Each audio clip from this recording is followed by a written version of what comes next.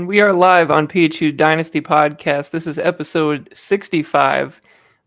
This is a special episode. We're joined here by Lambs GM, James Seafew, after a pretty league-altering move here. Yeah. I want to say it was Wednesday last week that this all went down on a lunch hour that maybe we should have been working a little harder. Yep. We had some discussions even earlier than that at Disney World and Hollywood Studios. Yeah. You kind of mentioned the inkling of the deal started, back at that point, thinking that maybe it would happen before the rookie draft. Didn't really happen during it, but we did end up getting something done towards the early part of the off-season period here. So we can pull up the specifics of the deal here. So for the Armadillos, we were going to pick up Christian McCaffery and Audric Estime to add to the running back room here. And the Lambs pulled in Keon Coleman, Roman Wilson, Jelani Woods, a 2025 second-round pick that belonged to the Philadelphia Plague, and a 2025 fourth-round pick. So quite a few assets here for the Lambs, and maybe a little bit more of a star-studded move here for the Armadillos that kind of needed somebody at that position. James, let's talk about your team first here. Maybe give me. I know that people alluded to the State of the Union. We don't have to do that in its entirety here because things are still in the works probably here. But let's talk about this move and where this kind of sets your team up for the next year or a few years now. Yeah. I mean, I would say as of right now, just as is, I do feel I'm kind of in a group of several teams that are probably anywhere from, quite honestly, 5 to 10, right? Like I even think the two teams that were picked the top of the draft, Dustin and Justin. I think they have interesting rosters, right? There's interesting young players. Obviously, they made some, the Bombers and Justin get Marvin Harrison. Dustin gets a lot of picks. So I feel like there's a lot of teams in that range, and this is the first year I control my first since 2019.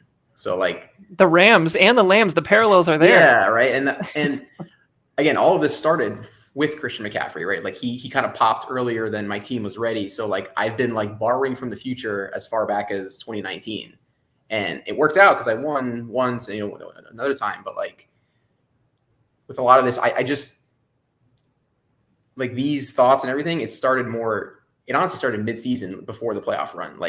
I was very fortunate that I didn't have any injuries really during the year, this past year. I was insane. Not to your major players, that's for sure. Aside from Austin Eckler, and then I guess by association, Herbert had kind of a down year. Aside from the Chargers and my basically the Chargers, and me trying to use Gerald Everett because I never have a tight end.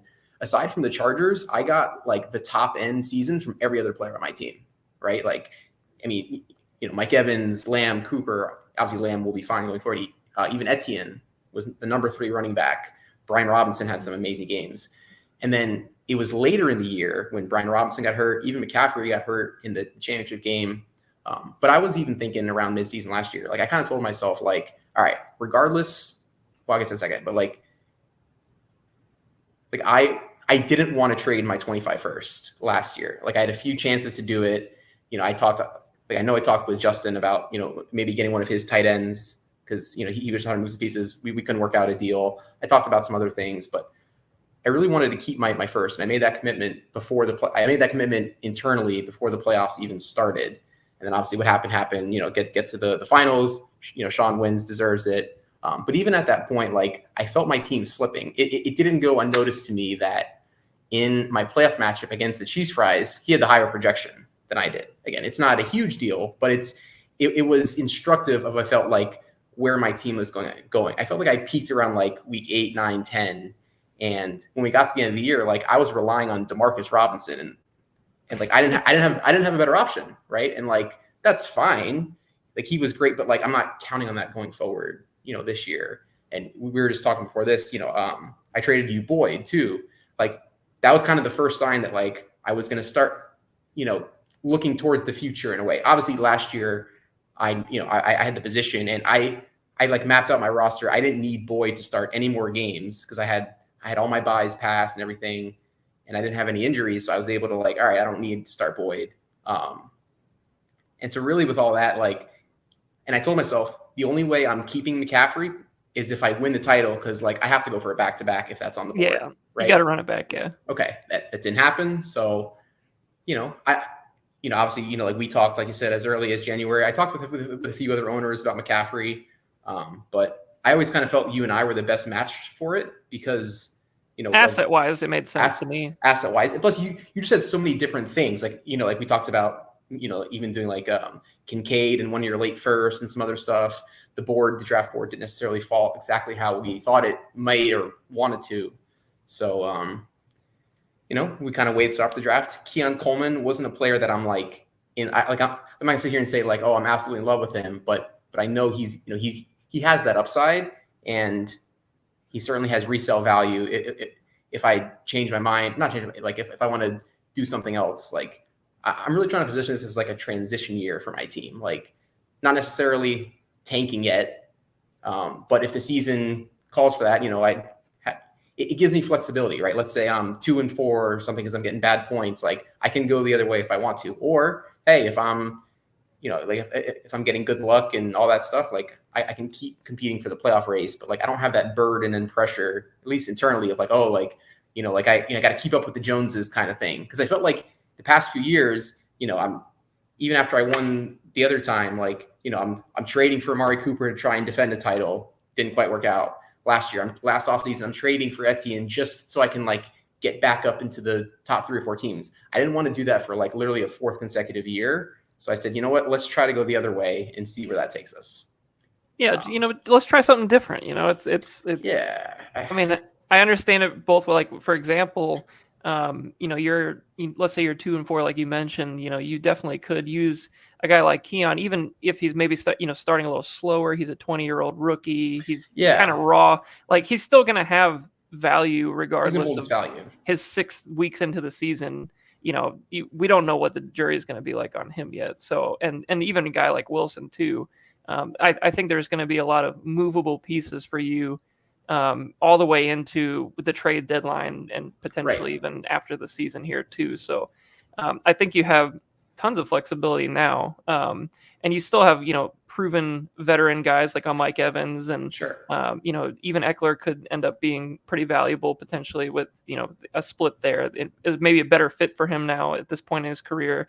I mean, I think there's guys on the team that, if this team is performing well, maybe gets a lucky start, maybe, or a hot start at 4-2, you can kind of see what happens and not really move anybody if you don't want to. I could just kind of stay as is and say, hey, I have my first. I'm going to kind of just try this new route. Try to build a more sustainable team. Look, it's not lost on me where the NFL is going with running backs. Sure. Ironically, in a way, though, it makes the good ones even more valuable, right? Which True. Now you have, but it just felt like I said, it felt like it was time. And hitting the second place in the points, like it felt like, all right, I'd rather sell from a position of strength than if shit hits the fan or whatever, I got to scramble. And with someone like McCaffery, like his sales window could slam shut if he gets another injury. I mean, I'm not wishing that upon you, but like, no, I totally, and trust me, I knew that risk is baked in when I got him. It's like there's always a chance. And I think people probably would be surprised to see that, like, Keon Coleman is technically a first because you took him at 110, I believe. Yeah, he's 110. Okay, but like whatever, it's 110. Like, I think people may be surprised to see like, but the market is what the market is, right? Like, I know you and I I tried to get 1.4, 1.5 from you and move some other pieces around, whatever, didn't work, and there was no other suitors, and so it's like, kind of is what it is, and like I said, I wanted to go this direction even before the results of this past year, and I like this collection of players. Roman Wilson is someone who I was higher on than consensus. So again, not that I made this trade just for Roman Wilson, but like, I feel like, hey, like let's then, all right, like if I'm not going to get a first, let me get like a package of things that I like, and getting Keon Coleman, Roman Wilson, and a second. That's like 3 things that like I haven't had those kind of assets in years, like young receivers and stuff. I want to find more Tank Dells. Right, like it's cool that Everybody I found him. That. Yeah, right, but like I need more premium picks to find better versions of him. Sure, and like you were just saying with premium picks, I've always viewed a premium pick in this league as a top 15 pick. I agree with that. So I mean, I had Wilson in that range. So Okay. if you look at Coleman going at 110, Wilson going at I had him at I think you took him 210. It later. was Yeah, 210, I but would like have taken value wise, him I mid-second. felt good about him in the middle of the Yeah. second as well. And then the Plague, which could potentially be a top 15 pick as well. I view 3 potential premium picks basically out of this deal. So 3 seconds, early second, mid seconds, for a guy like McCaffery who, like you said, one injury and maybe you don't get that value, or you won't actually. There's probably no way you get that value after that. I don't get that value. So I think it makes sense. I mean, like maybe you didn't get the premium, 1.4 or 1.5 or whatever we were talking about earlier, but like at the same time, this is a move that gets you more depth too. I think as far as just like acquiring lottery tickets, and that's what this league is kind of all about, really, at its core, with depth. To find a couple of guys, in those second rounds later on that can at least be flex players. Like those are going to have value all the way, 8 years down the line potentially. So exactly. They might not be great right away, but they will contribute at some point. And like for this retool, and another reason I think it's a really shrewd move to keep your first. I think next year's gonna be a really strong first round again. No, I've obviously read some of that too. So that, like, I'm not gonna say that had a huge inkling, but like it's like, oh, okay, like that's like a nice light at the end of the tunnel. And like another thing of like why like I'm not keen on like, oh, I have to tank right away. Like obviously we saw in this league the Elk were trying to tank, couldn't get 1-1, and then it's tough out here. And then our other dynasty league that a few of us are in, it was a similar thing. Alex was trying to tank in that league, and he couldn't get 1-1 either. Again, those 2 anecdotal examples, but it just speaks to the larger thing of like, nothing's really a guarantee in that regard. So, like I'm going to take the early part of the season, see where I stand. If things aren't going well, I have the flexibility to move, but I also have the flexibility to just, hey, let's try to make the playoffs and see what happens. Yeah, and I think you'll enjoy having your first round pick too, just to have a chance at it again, because it's been so long. We gotta have some fun out here. Right, and that's it's part of it. But even I was texting one of the owners or whatever, and they say, oh, what are you doing? I was like, honestly, even for myself, like it's almost like saving me from myself, because I know I would get here in August, like that first, we'd be burning the proverbial hole in the pocket, like because I do think before I made this trade, and you can agree or disagree, I felt like I was in like I had my team 3rd place in the power rankings before I made this trade, because I do have that's fair. And we'll do the official Dynabook reveal later in the summer, but I do have the Long Gamers and Cheese Fries as the top 2 teams. I'm not sure yet on the final order, but I felt like I was kind of slotted in their 3rd, but 3rd trending down in a way. So I was like, you know what, let's kind of like lean in, tuck and roll down to like the next level instead of risking us crashing to the floor, I guess is kind of the best way I could describe it. And then losing value on your premium assets potentially too in the process. Like that's if that does happen to go that way. Right. So and I didn't want to trade the other running backs, because it's like, okay, well then I still have McCaffery. Like, what are we doing? We have the best, it's like, let's cut off the head of the snake and just, like I said, I still like Etienne, right? Like he was RB3 last year. He was RB3. he's the RB7 I saw in KTC startup. Kind of stuff. Like he's 25. Like 25. He's a prospect that I've liked all the way back to the Clemson days. So like I'm not, no competition.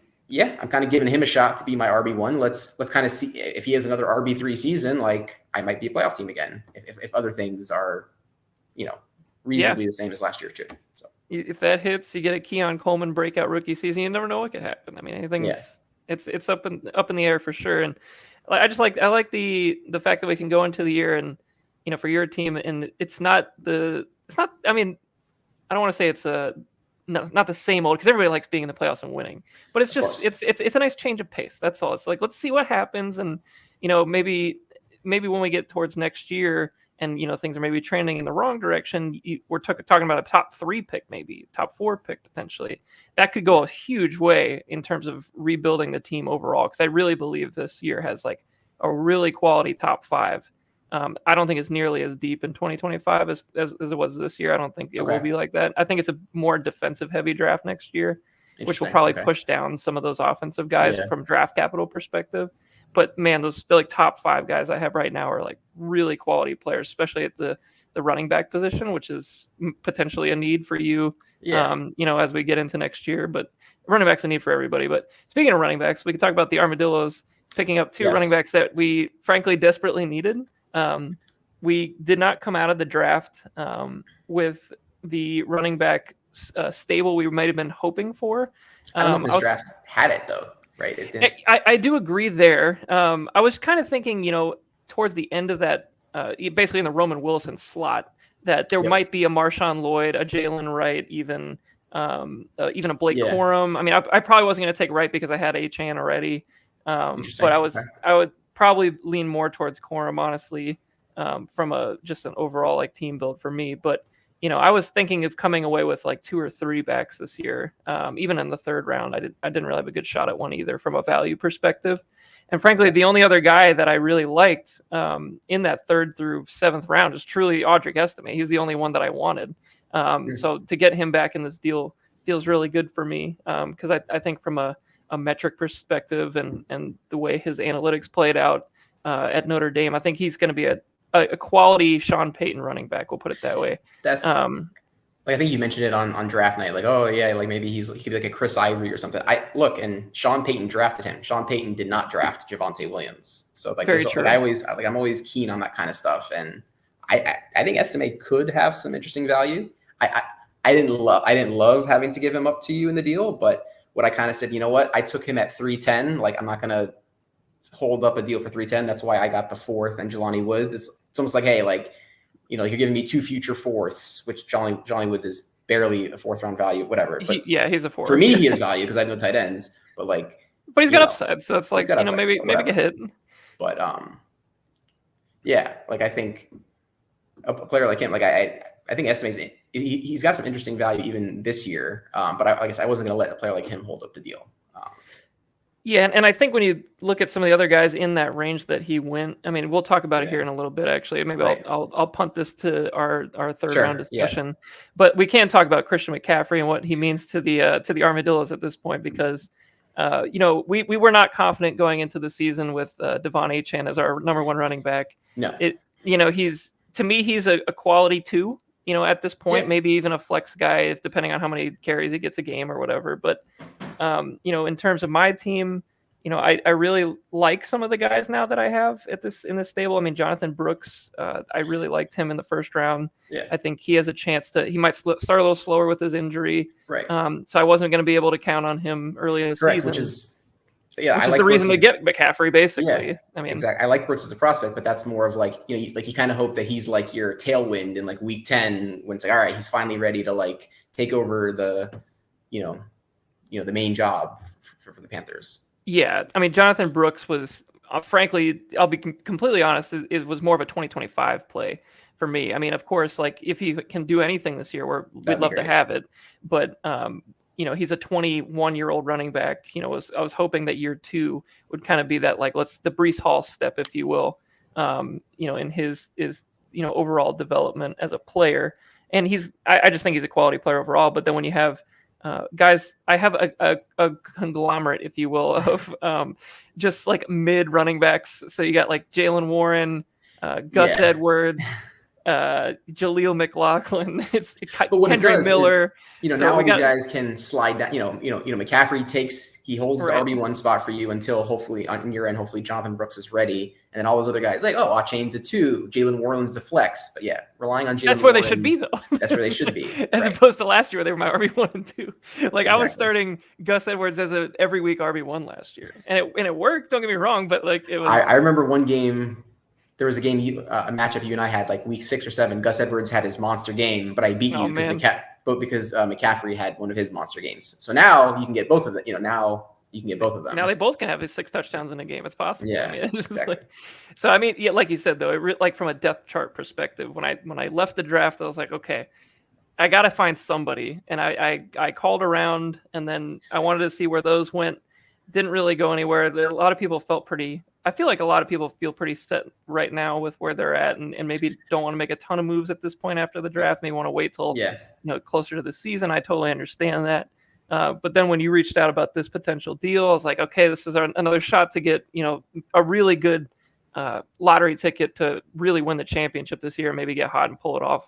And now I feel like I'm in better position than I was last year. So, and I was pretty close last year, obviously. So I'm feeling pretty good about it going into the year. I think I've maybe pulled myself from kind of the middle of the league as far as 6 and 5 to maybe even a little higher, maybe in the 4th slot perhaps. That's kind of where I see myself at this point, maybe like in that 4 slot. I still think like your team with the top end talent that's there, I still think there's a chance that could play out. I won't put my team in the top 4 at this point, and because another reason that I wrote some notes down here before to remind myself, like another big reason why I did want to make this move was my quarterback value has gone down, right? Like Justin Herbert kind of peaked, the year that I won, he had he was QB2 that year because it was just good, dude. It was just Chuck and Play offense. But now then like for the long term, I loved what the Chargers did. I loved them not taking a receiver and taking Joe Alt. I like Glad McConkey, and obviously Jim Harbaugh is going to bring actual winning football. So I think Herbert's going to be fine in the long term, but like I feel like this year could be a kind of a weird, like it's way too early for week 1 stuff, but Baker Mayfield is my court QB1 right now, and I'm probably going to start him week 1 because they're playing. Love the hustle. The Bucks are playing Washington, who has no defense, and the Chargers are playing the Raiders, who actually all of a sudden have one of the best defenses in the league. So like, I just, so part of that too is like I have nothing at tight end, I have nothing at quarterback, whatever. But enough, that's no. I mean, really good points because I do believe that. When you look at your team, like there's a bit of a changing of the guard. This is the theme of your kind of offseason at this point. There's still the Mike Evans, there's still the CeeDee Lamb, but maybe other pieces just can be reshuffled perhaps for more of a longer term outlook. But to wrap up my side of the deal, McCaffery, like he just makes my team better. Everybody, I don't think anybody would disagree with that. He's at least a top 3 running back at this point, even this deep. I mean, he'll probably be the 1-1 in most redraft leagues, right? Like I have a hard time believing no. I don't see why he wouldn't be. I mean, who's the contenders like Breece Hall, Bijan, like Breece? Yeah, but I'm taking him 1-1 in redraft for at least 1 more year. Yeah, I'll take the lottery ticket on it. And I say lottery ticket because it's just like I'm always concerned about the injury with him, and because he gets used so much, right? So it's like he does. But on the flip side of that, if he's healthy for the whole year and he gets used that much, then you have RB1, you have the number 1 overall player maybe in fantasy. So right, it's one of those things. When he plays, like it's dynamite. I remember even one of the years. The Super Bowl, he was sick this year. I mean, he couldn't stop. He was going to be the MVP until the Chiefs came back, I think, and I was very I don't an think MVP ticket on him. He's not slowing down. Like that's not yet. No. Maybe next year, maybe. But like I think he's 28, maybe going to be 29 this year. No, I think he's or maybe is he 27 and going into 28, maybe 27 going on 28, I believe, something like that. So he's getting to the the point of no return, but he's still going to be elite. And for you, I also think there was a consolidation factor too, right? Like you have all these, you have these different random receivers, running backs. Like for you, it makes sense to let me consolidate some of these, picks 10, 12, 15, that kind of stuff, consolidate that into one amazing asset from a T-building perspective. I think that really made sense for you. That's why I always felt like it was inevitable that you and I would make this deal or I wouldn't make it at all. I mean, it really does make sense.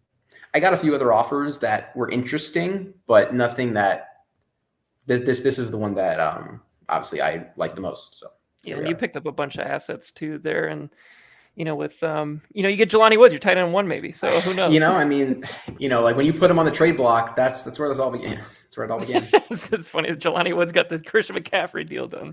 It's so ridiculous. But like that being said, we didn't even talk about Jelani Woods. There is a legit shot that he plays well this year. I mean, they don't have I don't think they don't have another tight end, do they? Because I remember they have like 4 guys that are all just so mid. And I know I started a couple. Will Mallory.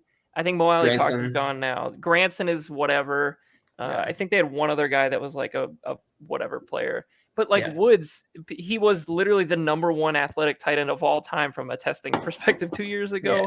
He also had a huge, I think it was a Thursday night game, maybe not this past year, the year before, where he went off for like 6 catches, like 80 yards and a touchdown. Like it was just absurd, like how good he looked out there. And I was like, oh, we need to do more of that. And then it never happened again. So I was like, okay, so there was the flash that basically made you a roster clog for me. And I've clogged, he's been clogged ever since because he was on IR last year. True. So, and then obviously coming to, So I mean, you never know. He could come back and regain that. And them not taking Bowers really helps him, obviously. So the Colts not taking Bowers. So there's actually a chance, because if they took Bowers, he was dead in the water. So I think that helped his value. And he was a cut candidate for me. So, I mean, just for, like you said, consolidating assets, moving things around. It made sense for everybody. So, all right, so we're 20 minutes in here. Let's get into the rest of the draft. So we're going to talk about rounds 3 and 4. We'll try to get through all the picks as quickly as we can, give some idea of what we thought of each player. And then once we get into rounds 5 through 7, we're just going to fire off a few names, because I don't think we need to spend a lot of time talking about Anthony Gould or Bo Melton or guys like that. So you never know, those guys could hit. But all right, so let's start right at the top, and we got 3-1. The Bombers take Troy Franklin. James, I'll be honest with you. This is the guy I watched the tape, just wasn't feeling him. It's just like I really tried, because for a long time, I'd go to the gym and I would be on the treadmills and the ellipticals or whatever, and you can watch YouTube on these things. So I would watch all these players while I'm just sitting on the thing, and I just watched him. I was like, there's just nothing exciting about this player. I could not it feels find anything. It feels like Sean Payton and the Broncos doing Bo Nix a solid, right? Because he was in Oregon. It does feel like that. He fell in because I remember seeing a mock draft maybe like a month or so before, or maybe 2, whatever it was. I saw him like late first, early second. He was in the 1.8 to 1.10 conversation for a while. Okay, I'm even talking like in real NFL too, but sure. But I did see him at the end, like the Chiefs at the end of round 1. Yep. I saw that for sure. And just watching his tape, like I never saw that. I always and I thought that there was other guys like a Jalen Polk who ended up being kind of like a late riser. Those guys were the guys I thought could have been at the end of first round from the NFL perspective. And I always had Troy Franklin as more of a 3rd round guy. So I think he was the first pick of the 4th round in real life. Yeah. He was a date. Yeah. That's kind of makes like that's a good spot and a good value from the Broncos perspective. Yeah. But at the same time, I'm just not totally feeling it from a fantasy perspective. I mean, it's just something off. Frankly, I had a couple receivers that were a little high. Like we'll get to one later, but like the Bucs receiver, Jalen McMillan, I had him a little high, and even in real NFL was taken higher. We'll get to him later, but I didn't love this pick because, like I said, I wasn't a huge Troy Franklin fan either. But he could be fast. Solid. Yeah. I think his cap is like a wide receiver 3 in fantasy if he meets everything. Sure. I just don't think he's got enough physicality. I don't think there's quite enough speed to be that outside guy like a field stretcher. I just feel like he's like just a guy. And I don't know if I had him much lower on my board. I wasn't going to take him until the end of the 3rd, maybe the early 4th. Okay. That was kind of where I had him, but I can see based on pre-draft talk and all the other factors that go into it. Like he didn't have a terrible combine, but he looked pretty awful in the gauntlet drill. So there's a lot of mixed opinions on him. So I could see where the range for him was like a 3-1 or an end of the 2nd in our dynasty draft, and then maybe where I'm at, where closer to a 4th round pick. He could have gone anywhere in the 3rd, and I would have been like meh. Whatever, it's just Troy Franklin. So I don't know. Yeah, his name makes me think he's gonna be just a guy. Like when you hear Troy Franklin, he's like a guy that we're gonna be in 10 years. We'll be like, oh, Troy Franklin. You remember Troy Franklin? That's kind of what I think. So I also think you mentioned earlier, the premium picks kind of thing. After it's usually around after pick 15, 16 or whatever. It's true. It's just it's true. Flavor of the week. Take the flavor you like for anyone. It's just And was it Leggett went 2-6? I thought Leggett was kind of the last of that tier, if you will. And that was 16, right? Okay. So we say premium picks were 15 usually. Yeah, sure. So to me, that's kind of where that drop off was. I was pretty high on Mitchell too, so I might even have thrown him in there. at 2.7. But like after that, you This really can draft just may take have- your yeah. guys. Yeah. So I mean, it makes sense. Okay, let's go to 3-2. We had Drake May going to the long gamers. Seems like a value pick here for the long gamers already with Lamar Jackson, Jared Goff. Yeah, I don't think he had a third quarterback, so it kind of makes sense. Hey, like let's get a third quarterback on the team who's, the long gamers will not be starting him at any point this year unless disaster struck. Yeah, very true. I think he's obviously got the tools and the traits and everything to be excellent. I love I'm big on bloodlines too. We're 20, 24, like even a player like Christian McCaffery, right? His dad played in the NFL. Drake May, his family were like amazing athletes. They're all athletes. Yeah. His brothers were on UNC Tar Heel basketball title teams. There's just a lot of that kind of stuff. He's raw, so he could sit, but in New England, that's fine. They don't have the offensive line or weapons infrastructure yet to throw him out there. So like, let him sit the first half of the year and let him get some experience late in the year when the Patriots are 2-8, like whatever. Great situation for May, to be honest. Yeah. Probably the best situation for him, to be honest. I mean, outside of like the actual talent on the team, but just from a perspective, they're not going to just throw him to the wolves like JJ McCarthy is going to get thrown out. No. Well, I think if the Vikings would have, because some of the rumors with the Vikings would trade for May, like I think people could have gotten excited because Drake May is going to be throwing to Jefferson and Hawkinson. Maybe that would have pushed Drake May up the board. But yeah, I think this was the right. Like I think this was probably the right spot from a fantasy dynasty perspective for Drake May to go. Yeah, I had him like mid third or like late third, something like that. So that it totally adds up, and I really believe that. From my talent perspective before the draft even happened, what my pre-draft rankings, like May was my second quarterback the whole time. As far I just like him as a player, and I think he's got that Herbert type upside, where if everything does work out, I could see Herbert like seasons from him, whereas Daniels is a little bit more of a question mark for me. So I had May ahead of Daniels even after the draft. I was not drafting Daniels until the late third round of my board. He ended up going 2-4, but I just wasn't really all in on Daniels as opposed to May. And I don't think that McCarthy or Nix really were quite there talent-wise for me to consider taking them over them. So I think it's fine here and maybe let's talk about 4-5 here as well, which was JJ McCarthy also going to Sean. I think that would this would be a good time to talk about it because we were talking about he didn't have a third quarterback on the roster. Gets May at 3-2, gets McCarthy at 4-5, and frankly, at that point, 4-5 is good value for McCarthy. It always happens every year we should know by now that the fourth round quarterback is always going to hit in this league. So maybe one of Nix and McCarthy is going to hit.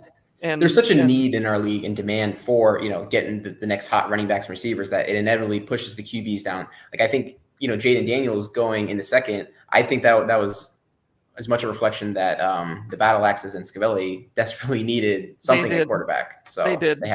They were very much hoping for Caleb Williams, I think, and that did not happen. I was not going to let that happen for the league's sake. I don't want Scavelli to get another here you go, Scavelli. Here's another top prospect. It's like for nothing, basically. Yeah. It just seems to happen every year. He gets the value. But from Sean's team's perspective, now he's got two quality young options behind two really good options, and who knows, some of these guys might become trade bait later on. Just like he did with I think it was Dak earlier in the offseason this last year. He had Dak and Lamar, I think so, and then he moved one of those. I'm very familiar because Dak is how he got Kyron Williams, and Kyron Williams. There you go. Finals. So. Yeah. There you go. Yes. I mean, the quarterbacks do have value at the right times. I mean, I don't think they have value all throughout the season, but when you have a Tibbs injury situation like last year or something else, there's all this quarterbacks are getting injured at alarming rates. Like there's, I've heard the stats. It's like 50 quarterbacks took snaps last year and 55 the year before, whatever it is. Like that's actually insane. A lot of quarterbacks are getting hurt. So you got to have, especially Sean with, Lamar Jackson, he's the poster child of, getting hurt. So he really is. He loves it. And so it makes sense that, Sean wants, and it's kind of best of both worlds, right? Like I think Drake May has, for the value here at the 3-2 is, he was a third overall pick in real life. And then JJ McCarthy, I think I'm very high on Coach Kevin O'Connell. Me too. Minnesota. I think he's excellent. I think the fact that they were able to win games without Jefferson, win games with Dobbs, it shows that O'Connell, like he knows what he's doing. Like he's independent. Obviously, any coach could use Justin Jefferson, but like, what can you do when you got to play left-handed? He's a game plan guy. And like you can tell how the offense changed when Dobbs was there, as opposed to Cousins. Like you can tell it wasn't just like, oh, let's just make it work. Like he's thinking of these things ahead of time, and I truly believe that if McCarthy's going to succeed, he's in the place where it should happen. And if it doesn't happen with Minnesota, it's probably not happening anywhere because the infrastructure is there. And the coaching, I think, is probably one of the best landing spots he could have ended up in. So I feel good about McCarthy, especially at 4-5. So I love that pick for Sean. We'll move forward to the Lionheads at 3-3, taking Jermaine Burton. This is a guy that I thought the Steelers would draft for sure, based on his off the field concerns. I think I didn't even know he had off the field. I mean, Okay, so you got to hear. This guy is unbelievable, James. I did not know this. Enlighten me. I'm glad I get to enlighten you. I think he was kicked out of 7 different high schools and/or like programs before he got to college. That's really impressive. Yeah, it's really bad. And I don't want to misspeak because it might have been like, I don't know the exact number, but it was a ton of places he was kicked out of before he even got to the college game. Then I think he ended up transferring out of another place to get to Alabama. And then even at Alabama, like he was a Jagaloon. So I think Charlie Campbell said before the draft too, that his most teams had him off their boards. So the fact that he went as high as he did in the NFL draft, I think it was 3rd round. That was a huge surprise to me. I thought for sure he was going to be like a 5th, 6th round pick based on off the field stuff. Like kind of like a Kayshon Boutte kind of guy. Like that's what I thought he was going to be. Okay. But then he got drafted way higher than expected. And ended up, becoming a 3rd round pick in our dynasty draft. I thought he was going to be a 4th. A lot of people had him with 1st round grades, which is crazy. Wow. Okay. I think it was either Matt Harmon or one of the other big receiver, kind of personalities on Twitter had him as a 1st round grade as well. So, I mean, like the talent is there. There's no doubt about it. If you watch him on tape, he's 6'1". He can run fast. He can really run routes, like very polished for a guy that really didn't play a whole lot throughout his college career. He kind of just picked it up this year for the most part, as far as his production goes. But I mean, I love the player on tape. It's just you literally have no idea what you're going to get off the field. So, I mean, from a 3rd round perspective, love classic it. 3rd round pick. Yeah. Love it. Yeah. Yeah. So, I mean, for the Lionheads, why not swing for the upside here in the 3rd round? I mean, frankly, there wasn't a whole lot of other like super intriguing options on the board at this point anyway. I think you're picking between guys like Javon Baker, Malachi Corley, like your guy you just mentioned, McMillan, maybe even Sanat or Ben Sinnott. Like there are some options, but like I think Burton had by far the most upside. So I like the pick for the Lionheads. That's fair. Yeah, no, on the upside, I agree with that. And obviously going to the Bengals where the T. Higgins situation is worth monitoring. Tyler Boyd is no longer there. There's the Bengals. I don't know if they're going to be able to pay T. Higgins and keep him. So Burton has opportunity. The Lambs will be, just full disclaimer, we'll be rooting against it because we have Charlie Jones and Andre. I'm ready for some Charlie Jones. So here's the thing: is like there is a world where T. Higgins gets traded before training camp. Like it's possible. Or the Bengals during are one of those camp. teams. The Bengals are the type of team that would do that because like they have a budget. Care. They have a budget. They stick to it, and that's what it is. Yeah, they truly are like they're almost like a baseball team in that regard, where it's like we just don't have like the A's, like we don't have the cash to pay you, so we're just gonna trade you. Like we don't care. So I could see that happening, and then it truly is a battle between Iosivas and maybe Burton for the wide receiver too, which would be pretty crazy. And for Vince, you could get a starter here in the 3rd round. Like it's very possible in year one. If he keeps his head on straight, the talent's there. So we'll see. Boy, I mean, there's not a whole lot giving me the indication that he's going to keep his head on straight, but we'll see if that happens. Next, we got 3-4. I picked Javon Baker. I actually probably would have taken Burton here had he made it. I really like Baker, though, as a player. I know I took Polk earlier. My thought was one of them's got to hit, honestly. That's kind of my thought. I truly believe in both of the talents. I actually had Baker as a 2nd-round dynasty prospect prior to the draft. Had he landed in a situation where it was more clear that he was going to kind of be the wide receiver 2 or maybe even like a high upside 3, I would have taken him in the 2nd round, probably over Wilson. So I like the player a lot. I think he's very good. his press conferences are absolutely hilarious too. So you got that going for you too. So I thought I nailed the press conference draft from a Keon Coleman, Russell Wilson, and Javon Baker standpoint. So I thought I did well there. But yeah, I'm a big fan of Baker, and I think he's a lottery ticket guy for me. So we'll just see if it works out. And he could be a guy in next year he just ends up getting cut, and that's okay too. So I feel like at 3-4, we'll shoot for the fences there. Did you have any thoughts on Baker before we keep moving? No, I mean, like I said, I'll just kind of piggyback on the fact that that you took Polk. It's like, hey, the Patriots are trying to rebuild their receiving core here, and we don't know who Drake May is going to have better connection with. Maybe he'll have better connection with Baker. So, that was kind of my thought too. Was like, I wouldn't feel great about taking Polk at 2.5 and then having Baker be his number one target and me passing on him. It's like, okay, I need to get the number one, what I think could be the number one guy in this offense. Probably realistically number 2 when you look at like a longer term thing, because I don't think their true wide receiver 1 is on this roster right now. I think Polk is truly a wide receiver 2 at his like a Godwin type, and I think Baker is also a number 2 really. So they have 2 number 2s at this point. That's fine. And then they're trying to figure it out, but they have other guys on this roster too that could like. I mean, they're a T. Higgins Pop Douglas trading land spot. Man, wow, it'd be great for Drake May though. Man, how cool would that be for Drake May? Really nice. Yeah. Okay, let's move forward to the Ray Davis pick for the cheese fries. This goes with his trend. We mentioned in the first episode that he loved the running backs this year. He went 1-8 Trent Benson, number 2-8 he went Jalen Wright. He went 3-8 Garendo. We'll get to him in a little bit, but 3-5 was Davis. 24-year-old rookie. Don't love that. But at the same time, I saw the argument made many times on Twitter. Running backs generally don't even get a second contract, so what's the there's really no issue anyways. She drafting down here, like who, like it's 3-5. Kind of it's 3-5. Like it's 3-5. I would not have taken him in the second, but I don't think anybody really was. So I mean, with James Cook already there, I think James Cook may or may not be in his 4th year already. So I think he's going into a contract year. Yeah. So that would be contract year. I mean, there's a chance that Davis could be the starter next year. Probably not, to be honest, but it's I mean, I can't see them spending more premium capital on running back. Well, they in real life they could go into the room. I think he was like a 4th round pick, so I'm not. He'll turn 25 in November too. I'm reading from Sleeper here. Okay, wow, Jesus, not great for the long term asset.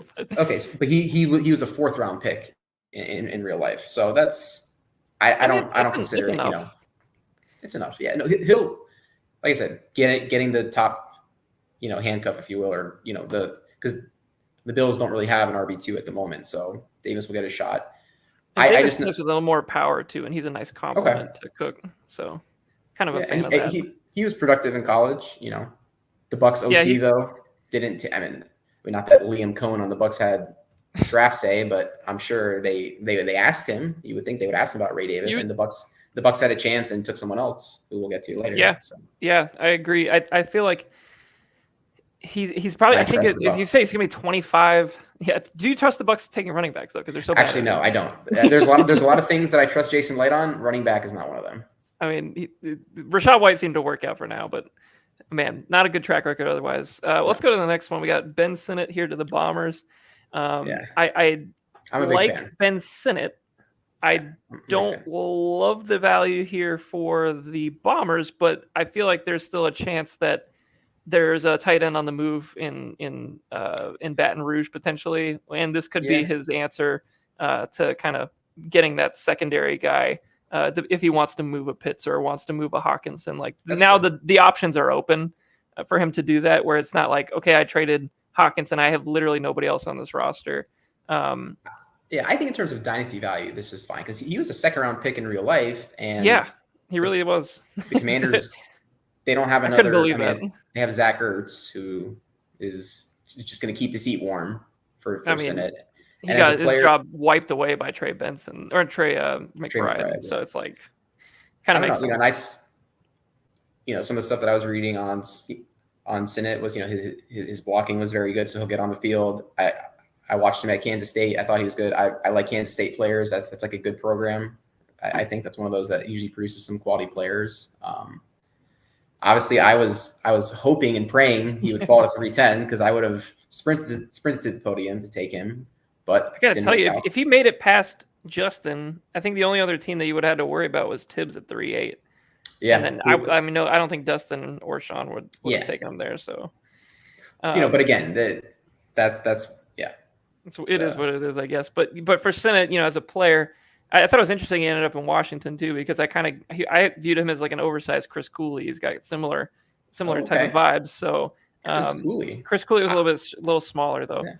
I like the had player. some nice seasons. So. I just and he's really young too. He's only a 21-year-old tight end at rookie, so I feel like there's a lot of upside here. And to get him at 3.6, this is usually when that first like developmental tight end comes off the board. I've done it so many times in my career. I kind of know where it's perfect example. Yeah, the Tommy Trembles of the world end up going in this area, so it's a lottery ticket. But I feel like you said second round draft capital. It's impossible to ignore, even though there's been a lot of shitty second round draft picks at tight ends, like the Adam Shaheens of the world, which was a brutal one. I mean, that was just miserable. Then the Drew Samples of the world. Yeah, somehow got a second contract. That's besides the point. I cannot believe they brought him back in. Let's go to your guy Jalen McMillan here. That's what I'm calling him at least. Sean O'Shea Sean drafted him, but sure, but you're a guy. I like Jalen McMillan, man. I think he's a good player. I think Washington, because obviously they had Odunze, Polk, and McMillan, and all three of them were ballers. Some of the stuff, just reading. Dude, whoever recruited in that class, man, give that guy a raise. Seriously, amazing group of receivers at the college level.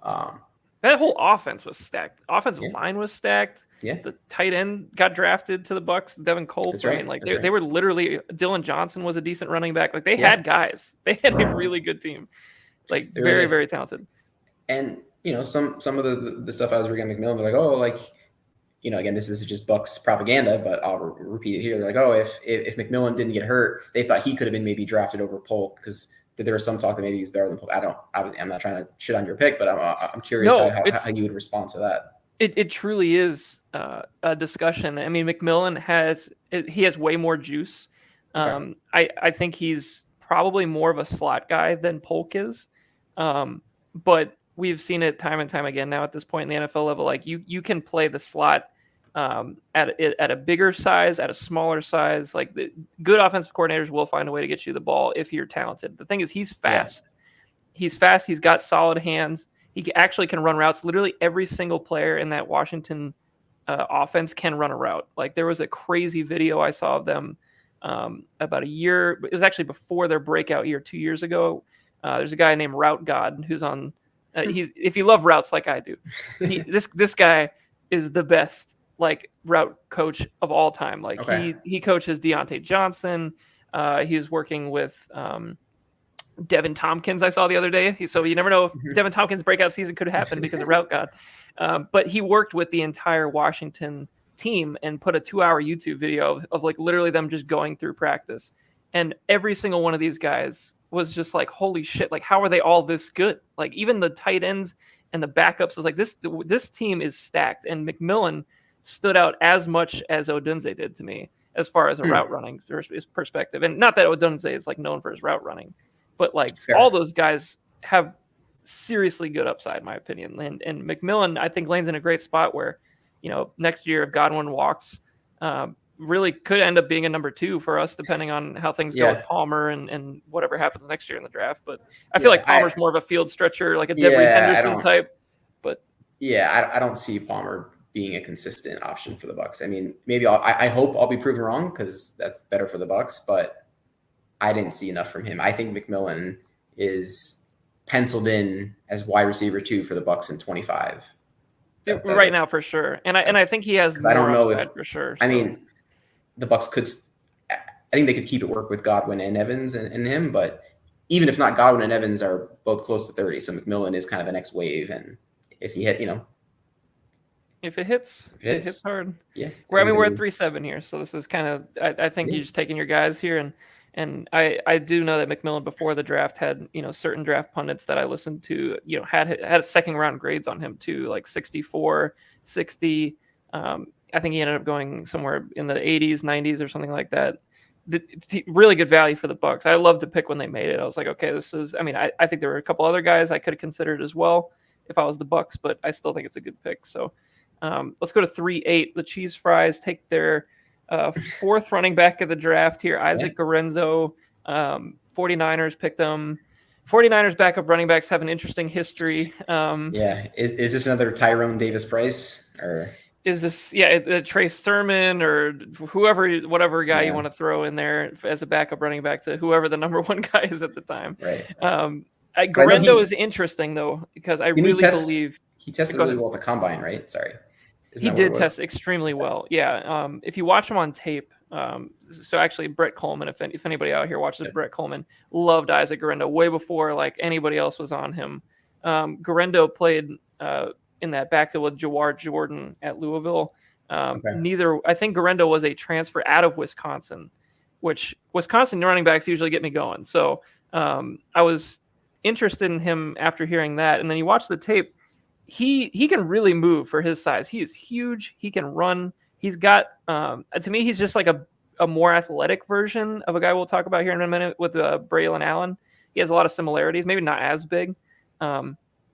But a guy that can catch, a guy with this kind of upside in a good zone blocking scheme like the San Francisco 49ers, like could be a good quality handcuff maybe down the line, maybe get some starts if McCaffery ends up getting injured or whatever. But 3-8, this is a depth play. Like this is not, you're not drafting Isaac Guerrero to be like a starter one day, I don't think. No, whereas like a guy like Estime, I definitely had higher than Guerrero personally. I did too. But I get the the appeal. It's a back in the Shanahan offense with the athletic traits. But I thought Guerrero was more of a fourth round prospect in our draft. I agree, and I looked at him the same way I look at like from an upside perspective as Elijah Mitchell. Like his upside is Elijah Mitchell to me. Like that's if he hits his peak, that's what we're getting. I think so. I could be completely wrong if he ends up getting if Shanahan's like, oh, I want to use a bigger fast back, then maybe that works out. But based on the history, I kind of don't love the pick from a long-term upside perspective, but it's the third round, so you never know what you're going to get. Malachi Corley here at 3-9 to the Kentucky Elk. I'll be honest with you, I wasn't loving Corley as a prospect. It seems like everybody else had the same thought because, I mean, I saw Malachi going 2-10, 3-1 in some mock drafts, a little bit higher on the spectrum from a dynasty perspective. That being said, he literally can't run a route at all. He's literally just a guy he's a running back playing receiver. That's the way I look at him. And he was at a smaller school too, so it's like they really manufactured stuff. And it's like now I was even reading like he didn't dominate. Like he was good. I saw the Debo comparisons just didn't work for me because Debo's playing, for South Carolina as opposed to Western Kentucky. It's just a little bit different. I don't know. I don't feel for the good Jets. about it doesn't make sense either. Like, why wouldn't they take a more pro-ready receiver? Like, they traded up to get Corley, I believe, too, which was like kind of and I don't trust the Jets on anything. So, like, what's funny is the Jets going back to last year.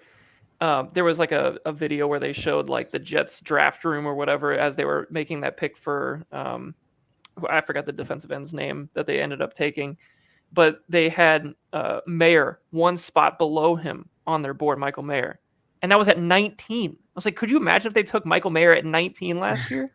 Like everybody went like, what the fuck are we doing? Like he's like, I liked Mayer, but he wasn't the 18th best prospect. Like, no, and obviously it's proven that like Laporta and Kincaid are seen better from that class. Yeah, so. Like they were literally deciding between that defensive end and Mayer, and I was like, wow, that is just not good draft capital usage. Anywho, so that I don't know if the Corley was the best pick for the Jets. I think there were even better options on the board later at receiver. And like you said, I feel like they just got rid of Elijah Moore and then just got a shittier one. So I don't really know what they're doing here. Estime, we talked about a little bit. I'll just quickly touch on him now that he's kind of on my team here. Estime, I viewed him as out of all of these, third to fourth round backs, I thought he had the most potential to actually have meaningful starter-like carries in the near future. And the reason I thought that is because it was a hand-picked Sean Payton player, like we mentioned. 2, the analytics loved him. He was a big back that, he ran slow at the combine. I was going to say, because that was my, like, in the process, I was turned off initially because, like, it was like 4.7 or something. It was 4.72, I think, at the combine. So, I think he improved at his pro day to like 4.68 or something, but all those numbers are so like whatever anyway. To me, he was never a guy like you'd turn on the film. He was never a guy that was like, wow, this guy is really moving.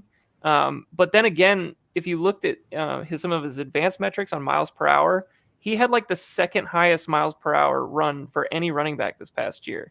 In one of his deep runs, I think it was like a 60-yard run he had in one of his games, and he was like 22 miles an hour almost. I was like, this guy is actually faster than I thought. So maybe it's not track speed. But that being said, this guy, I think he has some of the best vision in the class. His feet are a little bit like cinder blocks, and that's where I get the Chris Ivory comparison going, because he's not going to just like kill you with speed or agility or anything like that, but he's just a guy that's going to get yards and doesn't fumble much, and that's a Sean Payton thing, right? So I think he's going to get touches, and some of the comments that he made recently, I think it was within the last week or two, was that it's basically a wide open competition at running back. It seems like they're not going to just give Williams all the touches, and they're just going to try out McLaughlin. They're going to try out, I think they took another running back later on in the draft as well. I forgot his name. Watson. Watson, right? The undrafted guy that they like. Yeah. So like they have guys that they're going to try out. And it reminds me so much of the old Saints, right? With like the Pierre Thomases and like all these just like random guys. And maybe one of them will get Chris Ivory touches. And I think that would be Estime, or like the Mark Ingram role might be Estime. So that I'm kind of in on that.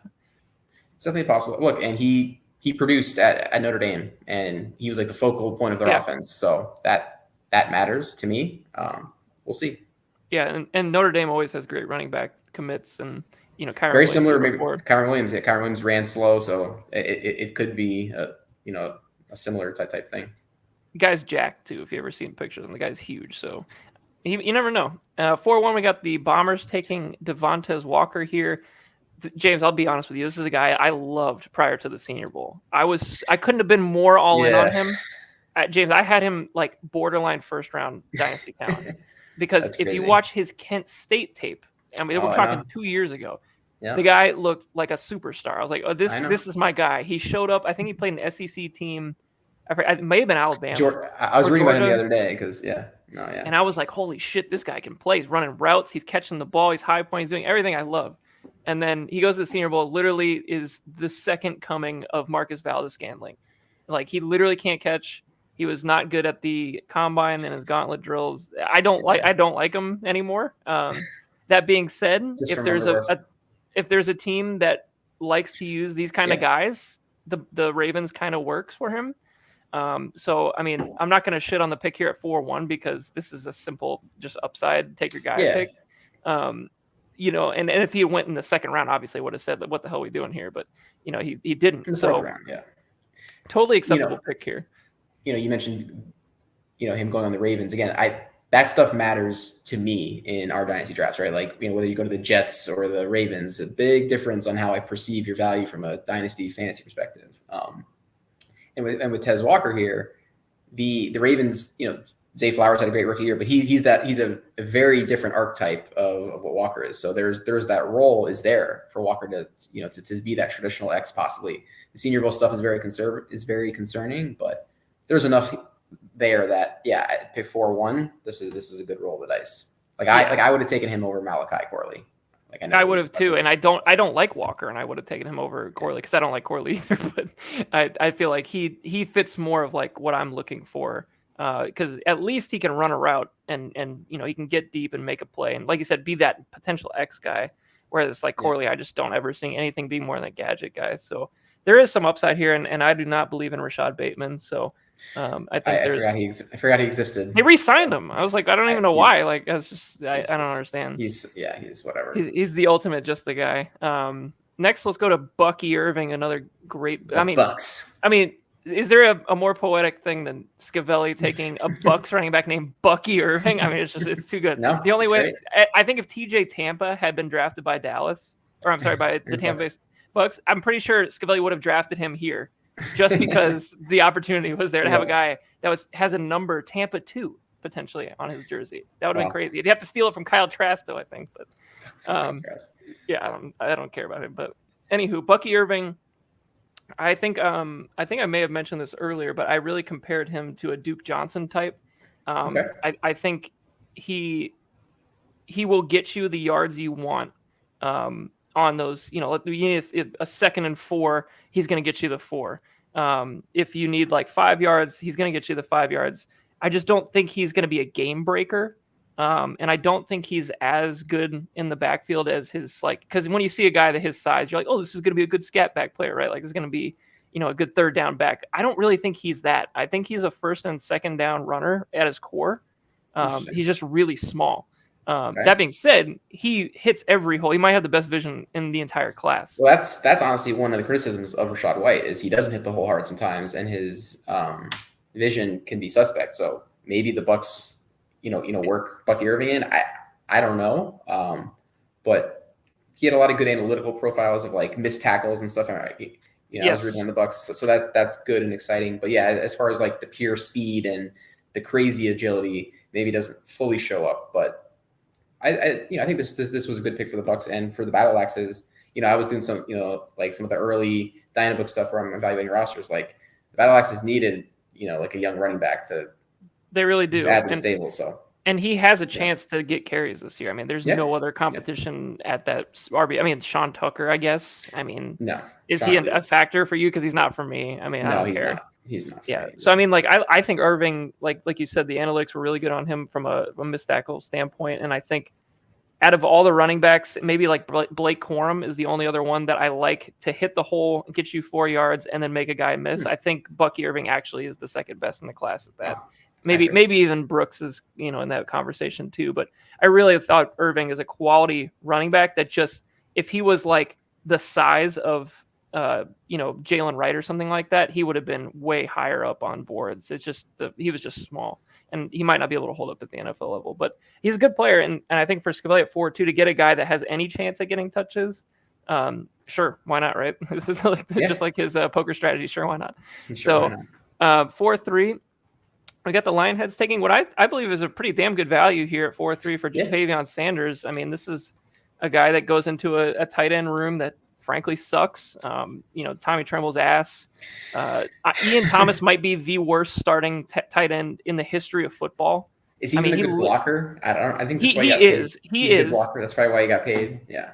But it's just like you can't justify that. Like the price tag for him was just so absurd. Like I love tight ends that get overpaid. It's my all-time favorite. I think the ones that get perceived as overpaid, I think it's because their teams intend to use them as blockers. It's literally like a Darnell Washington. It's like you are a Josh 6th lineman.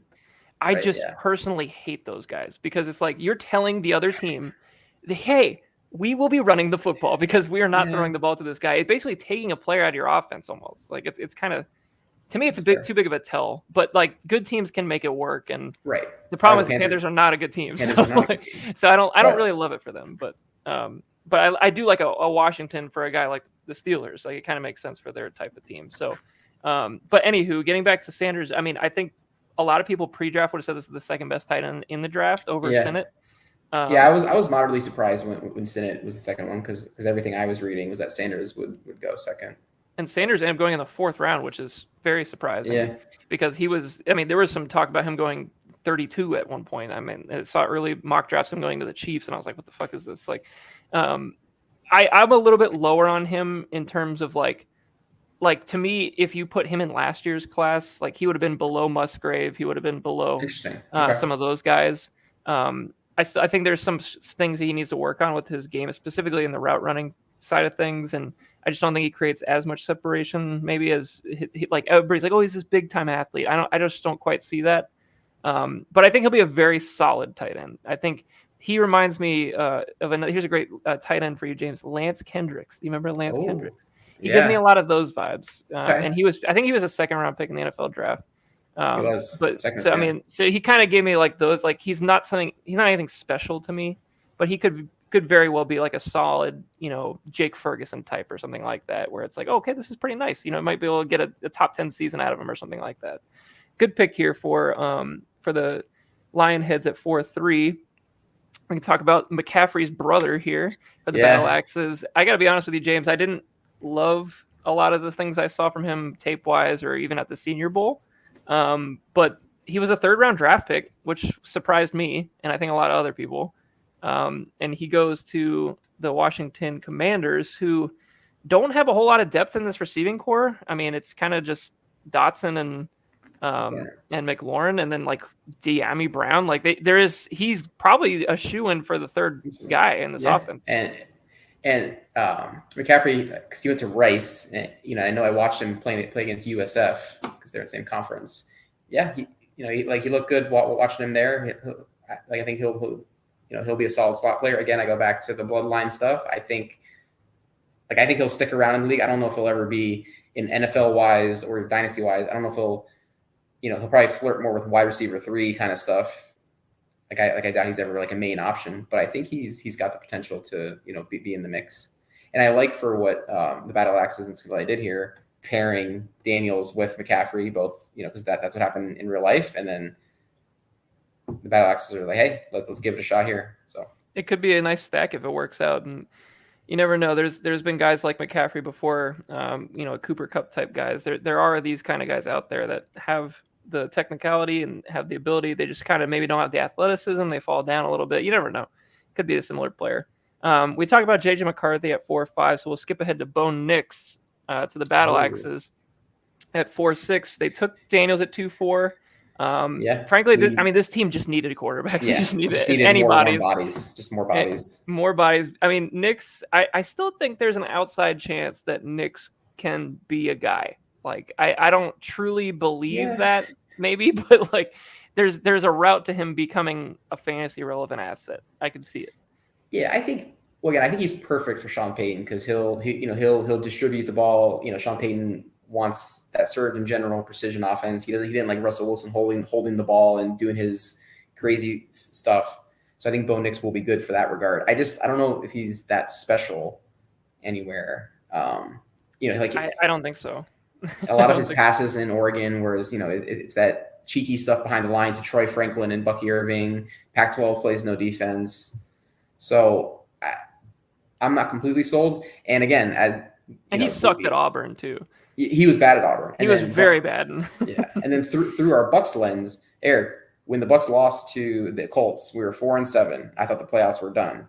The Pac-12 championship game was like that next week or maybe the week after. So I was like, hey, the Bucs may be taking a new quarterback if this all house cards. So I was very interested to watch Bo Nix versus Michael Penix. Now, granted, we talked about Washington's amazing receiving core, but like I went into that game thinking, and Bo Nix and Penix were kind of the two guys for the Heisman. To me, it's a landslide that I like Penix more. Again, from a fantasy perspective, it's tough because Penix may sit for 2 years. So I get why the Battle Axes took Nix. I think it's an interesting discussion for super flex leagues for sure. Like, because Nix is like, yes, he's a first round quarterback, but like nobody truly believes in him. I don't know many people that are all in on Bo Nix. I haven't heard it. Then I know people that I kind of like Bo Nix, but like it's not like whatever. It's not like, oh, I truly believe this. It's just like, okay, he's attached to Sean Payton. Let's see where it goes. That's kind of like the vibe I'm getting here. And hey, we're at 4-6, James. We'll take a shot, right? Like, right. And we always say the running back or the quarterbacks, they pop up down here, so you never know. Yeah, it could be one of these guys. Yeah, I'm with you though. I like from a talent perspective, Penix was clearly ahead of him. Let's go to 4-7. This one, this was one that I really liked for the long gamers. Tyrone Tracy is a very interesting prospect. Literally did not play running back ever until 2 years ago. He was a receiver, granted not a good receiver. He was never going to be drafted as a receiver. And I think there was even an interview where he said like there was 0% chance I was getting drafted as a receiver. That being said, he's explosive and he really showed something on tape from a perspective of like, okay, if you can get this guy in the open field, he is a problem. And he was very good at Purdue this last year. The only thing is he has like, if it was a Madden rating for vision, it would be like -20. Like he actually looks like a receiver kick returning a ball when he gets the ball because he just doesn't like there is no natural fluidity there. Raw. Yeah, it's pretty like raw. as raw as you could possibly get at the running back position. Now, I think this pick for the Giants in real life is more of like a special teams true play. Like I think he's going to be a great kick returner. Okay. That being said, they don't have a lot of explosiveness in that running back core at all right now. Singletary is your classic. Just he's your steady Eddie. Like he runs a 4.65. He's gonna just but he 4 yards. Yeah, but I mean, Singletary has gotten 800 to 1,000 yards. Yeah, he's a good back. He's a good quality back. Yeah. But I could see a world where Tracy gets it. Yeah. Like gives you that upside, that wild card. Whereas, and for the long gamers, he has Singletary, so this is kind of even a natural fit in that regard. So I like it. And I think he's just got like prototype NFL size, 5'11", 220 or 210. Like if they can teach him how to play running back, like he actually could be the starter at some point. Like I would not be totally surprised to see that. Or he could completely bust because he doesn't know. Or he could completely bust. I mean, I've seen some stuff on Twitter and some podcasts I listen to, like have him as like the dark horse for like being like a breakout running back this year. Towards the end of the year, maybe if things kind of are off the rails for the Giants and they just got to try some guys. Maybe he ends up actually being a fantasy asset this year, but we'll see. Another guy kind of in the same vein here at the next pick, 4.8, Kamani Vidal for the Cheese Fries going to the Chargers. Obviously, the landing spot is intriguing here because realistically, they don't have anybody other than Gus Edwards. I mean, J.K. Dobbins got signed to the team. I read it was only $50,000 guaranteed, James. That's less than a lot of Americans make right now. So I don't think they have any confidence that he's going to stick around for long enough to get any real money there. I think it's literally just a tryout. And he played for Greg Roman. He played for Harbaugh. I think it's literally a try. It's a glorified tryout to me. Okay. So knowing that, I think Vidal has a pretty damn good chance to be the number 2 here. And then never know with if he pops off a little bit. And Gus has never been like, I mean, yes, he gets goal line, but like he usually gets, even when he was rolling in Baltimore, he would get spelled out. Oh yeah, he's like a 14 carry guy. Yeah, like, you don't want him getting. He's not a 23 carry guy. No, definitely not. And that's the thing is, I think Vidal truly, like just from a player standpoint, I think he truly projects as like a starting NFL back. Like he actually has talent. Like he's good. I read some, yeah. So and he's just a little short, but he has some mass to him. He's 215, 5'8". He's 22, so he's not like one of these like ancient prospects. Like he's got time to potentially develop. And I trust Greg Roman and I trust Jim Harbaugh when it comes to running backs. So if they signed off on this guy, I feel pretty good about it.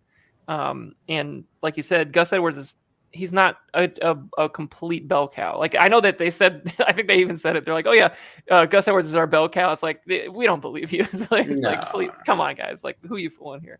So, I mean, I had Vidal much higher in the 4th round. I think I had him closer to the top of the 4th round. I just didn't have a pick in this range. So I could see him really working out. And then that brings us to James Seafew here at 4.9 with the Los Angeles Rams taking Jonnu Smith, the always fun free agent selection. Frank, he's a starting tight end on the Dolphins. Starting tight end on a team that, like in real life, I feel like the Dolphins need a tight end. Again, they do. Being down here talking with some random people, obviously talking with Vince about it. I was saying like I didn't understand why they didn't pursue even Zach Ertz down the stretch. Maybe he really had nothing left, but I feel like the Dolphins are missing a tight end or just a bigger or even just a big receiver over the middle. So the Lambs will give it a shot. We have the rookie tight ends we can't hit whenever we trade for Everett. But Jonnu Smith has flashed in the past. Like Smith can. So here's the thing: Smith can block. He's a quality blocker, and he's very athletic. For the Falcons, that's why he's on the field over Kyle Pitts. He can block. Correct. Yes, and even going back to the fantastic Patriots days for Jonnu Smith, like he was like the blocker of the two between him and Henry.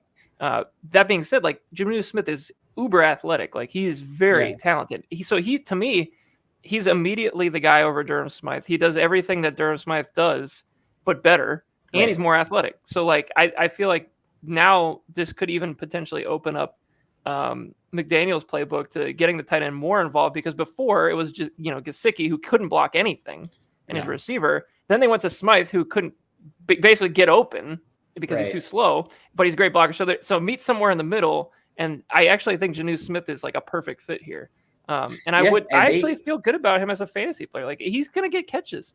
I think so too. And obviously the Dolphins are an offense you want to be a part of, right? If, if they're playing, some trash defense, like, again, I've started way worse tight ends. If the Dolphins are projected to score 30 points 1 week, John Smith could easily peel off a touchdown. So that's kind of somebody's going to be open in this offense. Someone's going to be open. And are they going to they gave him a on contract. Smith? Maybe not. I don't know. Yeah, they gave him a contract before the draft too, I believe. Yeah. So they believed in him before the draft. I feel good about it. I like it. And then last pick here in the 4th round, Malik Washington, another Dolphins player. Another Dolphins player. I love Malik Washington heading into the draft. I was very hopeful that he would get some decent draft capital and end up in a team situation where he'd have a chance. I think this is more of a projection now with him going to the Dolphins. He's obviously not going to start. He might be a slot guy. Number 3 spot is open. Again, we're just talking about John Smith. I mean, like the number 3 option in the passing game is kind of open if you take out the running backs, right? Like, we know they're going to get their work, but right. Yeah. It's just like, how much is the 3rd option in the receiving game actually going to do for fantasy? Like, I mean, Cedric Wilson was there. Was it the year before? I mean, like not a whole lot going on there, but he was also not nearly the athlete, I believe, as Washington. So I did love what the Dolphins did here in the late half of the draft with Malik and Taj Washington. I really like Taj Washington too. Yep. I think one of those two guys is going to work out and be like a quality player for them. It's just like, how fantasy relevant will that player be? Probably not very relevant, but it's 4-10. Take a shot, see what happens. But I like the player. I also had him kind of in this range if I were to have a pick in this area. So, all right. So that wraps up the 4 rounds that we did in our draft. And we're not going to go through every pick here. That would be way too much. So I'm going to say, let's each pick one player from each of these rounds. So we'll say the 5th round, James, pick a guy that intrigues you. You can pick your own guy if you want to. You can pick somebody else. It's totally up to you. No, I don't need my guy. No, I'll start with number 1 that's, I mean, I think Braylon Allen at 5'1" is very intriguing. I think, he was a super young running back, right? Extremely young, like 19. He's 20 years old right now or something. Yeah, he was 19 during the season last year. During the season, and I think he started college at 17. So like he's a player I've known about for years too. And like I just feel like he started at Wisconsin at 17. That's crazy. That's crazy. But it's weird sometimes, these like child prodigies. Sometimes it's like he just like he was good enough to get to that level, but like once he got to that level, he just wasn't a difference maker. And again, going back to the earlier theme, the Jets. Like I don't fully trust it, but behind Breece Hall, it's now Braylon Allen, and they still have Abanikanda, who's on my team from last year. So one of them, Isaiah Davis, and then they drafted another one, another running back. It's like, why not? Like, they drafted 3 running backs in the last 2 years. But Braylon Allen, I think he's interesting. I think he's got he's got some size speed combo, and obviously the like the young prospect kind of stuff is interesting. They're still, he can still get better, and bigger. So yeah, I mean he like you said, he's literally 20. I mean, he has a ton of room to improve as a player, physically, all that. I think just from I loved the idea of Braylon Allen more than what I saw on the tape. Obviously, everybody sees, a 6'3", 240 running back. He's gonna be the next Derrick Henry. Like that's what your mind initially goes to.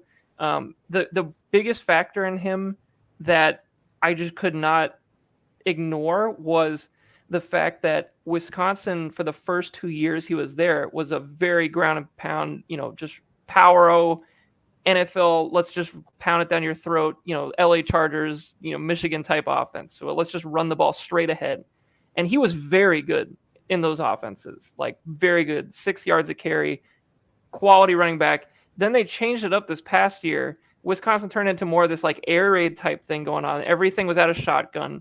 And basically a guy like that had no running start so he's basically every snap was from the shotgun. He basically didn't have the opportunity to hit the holes as hard as he did in the previous 2 years. So I almost throw away the tape from this year, which is like, it's hard to say because it was his junior year and it wasn't very good.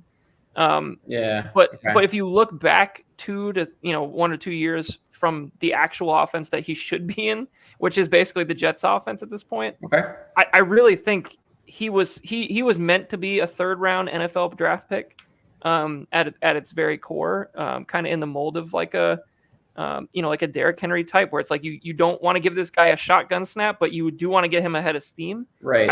I love that.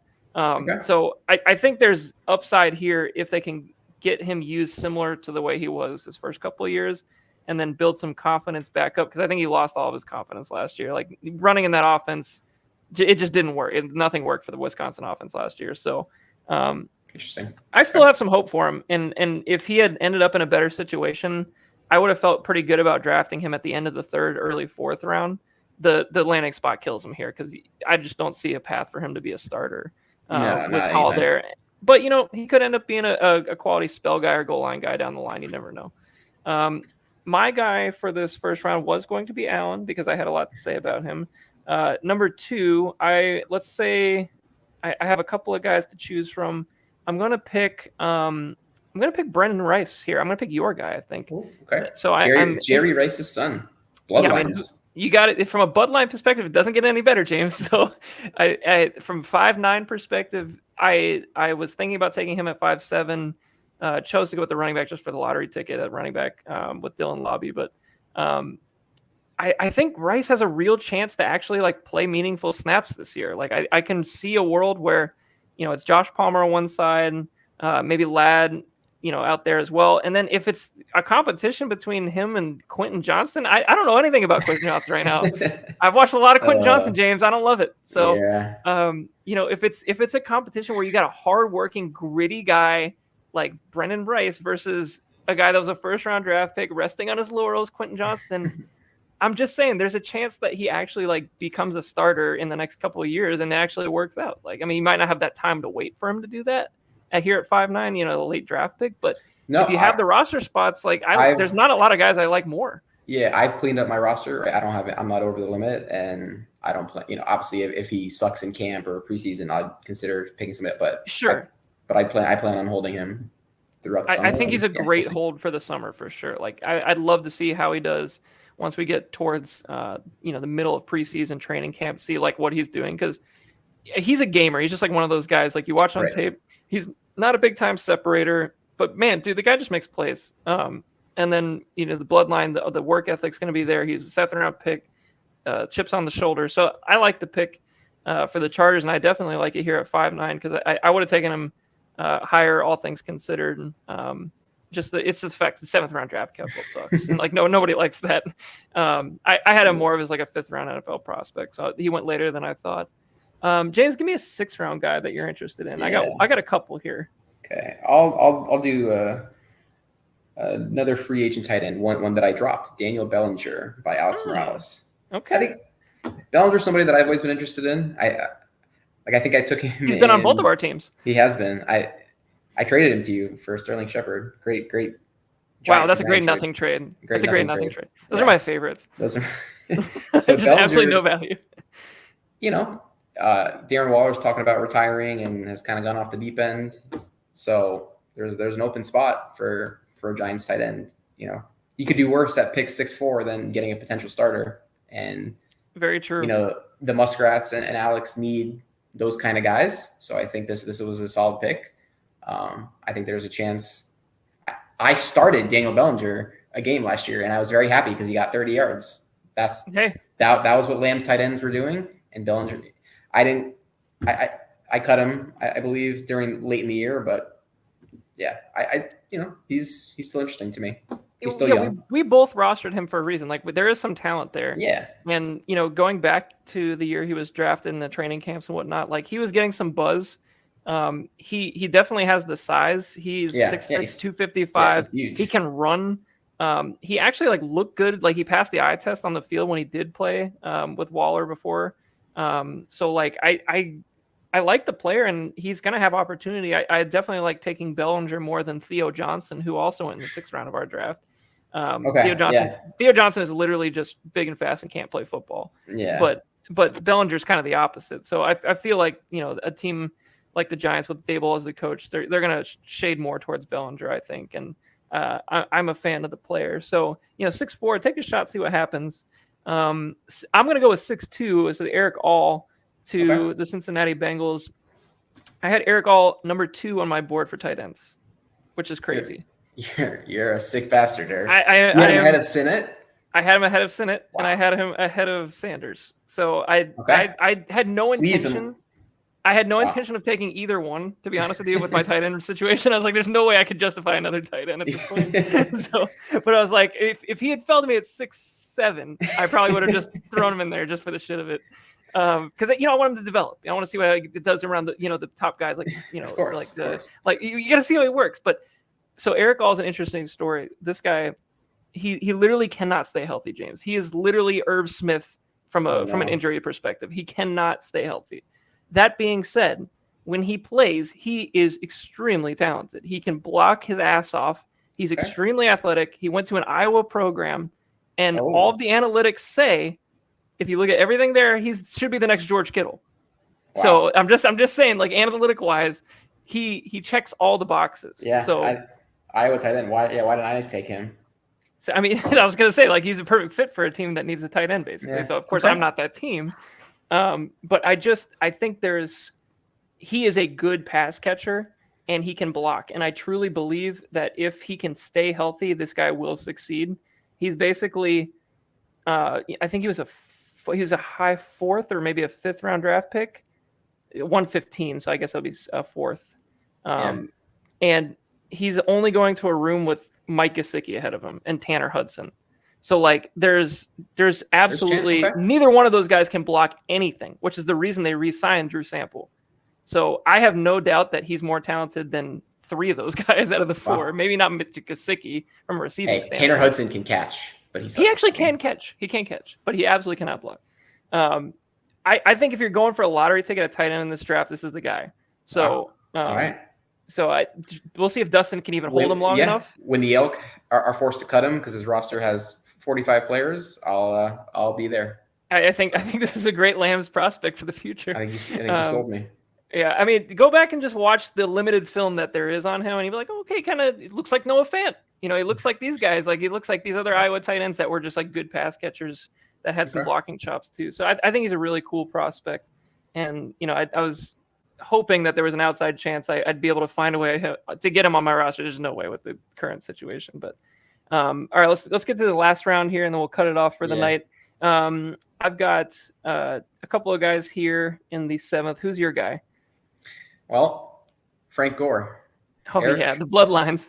It's the theme of the day. James loves the bloodlines. But also, shit, we're old, man. We're drafting Frank Gore's son.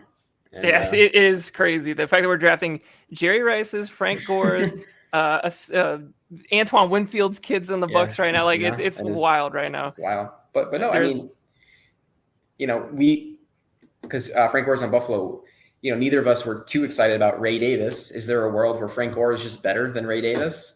Maybe. I mean, in training camp, I don't know. You could sell me. Maybe. He shows well. We'll see. And the other kind of just mini point I'll make at him, our guy Scott Reynolds at Pew Report, pretty good draft guy himself. Whatever. Loves Kansas State players. Love Kansas State players. But but every year he writes down some running back prospects. 2 guys that got drafted that I had keyed on my thing. Kamani Vidal and Frank Gore were 2 guys that he really liked. So, I've followed guys that I trust and read, and obviously the name of Frank Gore speaks for itself. So, I think it's interesting. Gore's an interesting guy. Yeah. I like him, and I'm actually baffled that Alex didn't take him because he destroyed the Shrine Bowl, and Alex loves the Shrine Bowl. So I just assumed that like he was going to be the guy there. Frank Gore was definitely Anthony Gould in the 7th round instead. Tough. Likely the 6th receiver on the Colts. Not a big fan of that. He's going to be behind Alec Pierce, which is never a good thing. He literally runs cardio. He doesn't play football. I've learned firsthand. I don't know about Gould at all. I mean, the only guy that interests me really here in the 7th round, outside of I like Wiley, I like Gore. I took Steele at 7-7, so I'll talk about him. Steele was like, from an athletic perspective, off the charts in terms of like his size, his speed. Yeah. He's like kind of like they don't know if he's going to play fullback, running back, whatever. Andy Reid likes these kind of guys, and if there's like any chance he could be of any value in this backfield, I kind of want to be a part of it just in case. If it's like a nice preseason, let's hold on to him, see what happens. Sure. If not, easy cut.